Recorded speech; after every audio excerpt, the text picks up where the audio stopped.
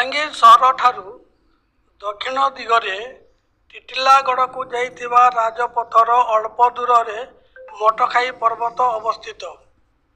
ଏହା ପୂର୍ବ ଦିଗରୁ ପଶ୍ଚିମ ଦିଗରେ ଗନ୍ଧମାର୍ଦ୍ଦନ ପର୍ବତ ନିକଟକୁ ବିସ୍ତାରିତ ହୋଇ ଏକ ପ୍ରାଚୀର ପରି ସୁନ୍ଦର ଦେଖାଯାଉଛି। ଗନ୍ଧମାର୍ଦ୍ଦନ ପର୍ବତର ଉଚ୍ଚତା 3250 ଫୁଟ ରହିଥିବା ବେଳେ ମଠଖାଇର ଉଚ୍ଚତା 2268 ବୋଲି ଜଣାପଡ଼ିଛି। ଅତୀତରେ ଏହା ସୁବର୍ଣ୍ଣ ପର୍ବତ ବା ସ୍ୱର୍ଣ୍ଣଗିରି ନାମରେ ବିଦିତ ଥିଲା।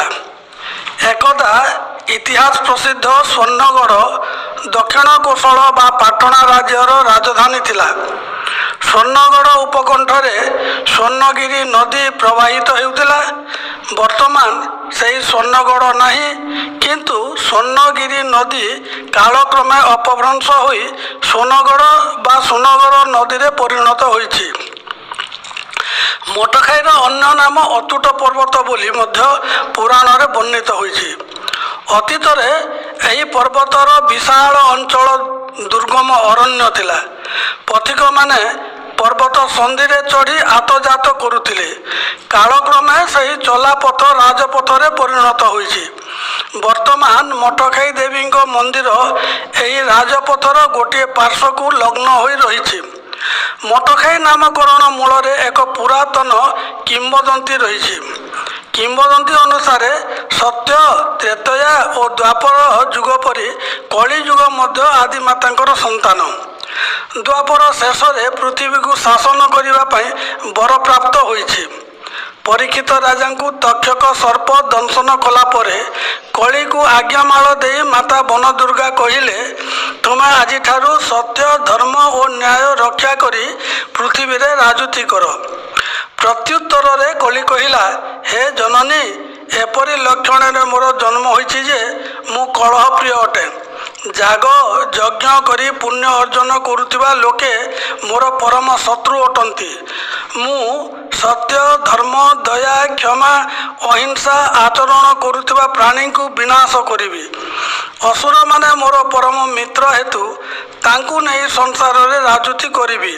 ହେ ଜଗଜ୍ଜନନୀ, ମୁଁ ତୁମକୁ ନିବେଦନ କରୁଛି, ତୁମେ ସମସ୍ତ ମଠକୁ ଭକ୍ଷଣ କର। ଯଦି ମଠ ରହିବ ନାହିଁ, ଋଷିମୁନି ରହିବେ ନାହିଁ। ଋଷିମୁନି ରହିବା ଯାଏ ସତ୍ୟ ଧର୍ମ ରହିବ ଏବଂ ସତ୍ୟ ଧର୍ମ ଥିବା ସ୍ଥାନରେ ମୁଁ ରହିପାରିବି ନାହିଁ। ତେଣୁ ହେ ମାତ, ମୋ ବାକ୍ୟ ରକ୍ଷା କରି ତୁମେ ସମସ୍ତ ମଠକୁ ଗର୍ଭସାତ କର। କଳିର ଅନୀତି କଥା ଶୁଣି ମାତା ଦୁର୍ଗା ବ୍ୟଥିତ ହେଲେ। ତଥାପି ତାର ଇଚ୍ଛା ପୂର୍ଣ୍ଣ କରିବା ପାଇଁ ବଚନ ଦେଲେ।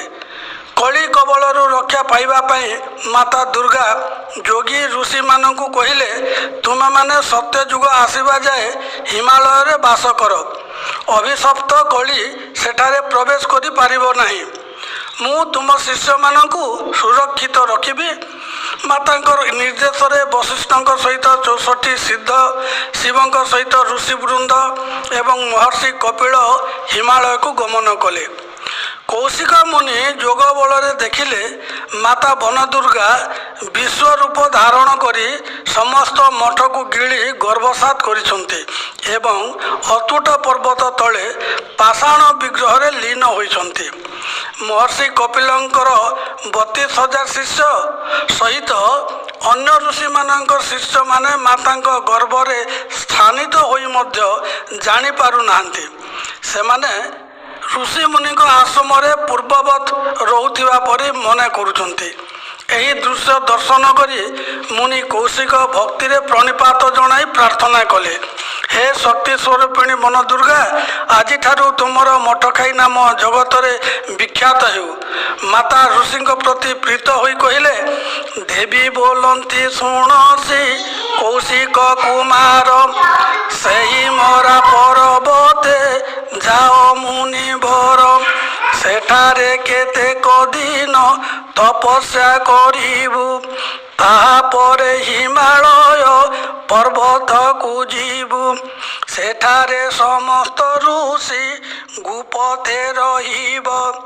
ସତ୍ୟଯୁଗ ପ୍ରବେଶିଲେ ବାହାର ହୋଇବ। ଏହା ବନଦୁର୍ଗା ପୁରାଣରେ ରହିଛି। କୌଶିକ ମୁନି ଯୋଗୀ ମଠରେ ରହୁଥିଲେ। ମାତାଙ୍କର ଆଦେଶରେ ଗନ୍ଧମର୍ଦ୍ଦନ ପର୍ବତକୁ ଯାଇ କିଛି ଦିନ ତପସ୍ୟା କଲା ପରେ ହିମାଳୟକୁ ଯାତ୍ରା କଲେ।